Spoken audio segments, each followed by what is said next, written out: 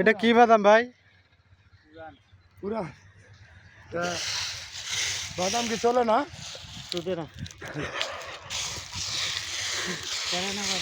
হ্যাঁ, কি সমস্যা ভাই?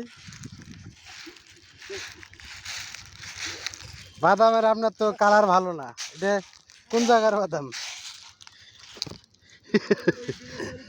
ওহো, এটা হচ্ছে পুরান বাদাম। এটা পুরান বাদাম, পোকায় খায় শেষ করে ফেলছে। বাদামের দাম অনেক কমে গেছে। এই বাদাম কিনা আছিল 4000, 4200, 4500। এই বাদাম এখন 3000ও নেয় না। হাই রে, বাদামের কি অবস্থা! হ্যাঁ, স্কুল মাঠে আনজেটে গোয়ামারা দিতেছে। এই বাদাম নাকি 4800 টাকা দাম বলছে। তারপরেও স্টক পার্টি ছিল, উনি এই বাদাম বিক্রি করে নেই। আরও বাড়ার আশায় এই বাদাম রাখছে। এখন এই বাদাম পোকায় খায় অর্ধেক করে ফেলছে। এই বাদামের দাম এখন 3000ও নেয় না।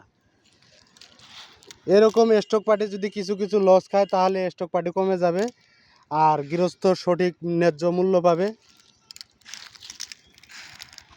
তাহলে বাজার সবসময় নিয়ন্ত্রণে থাকবে। বাজার হঠাৎ করে বাড়ে, হঠাৎ করে কমে, এই অবস্থা আর হবে না কখনো।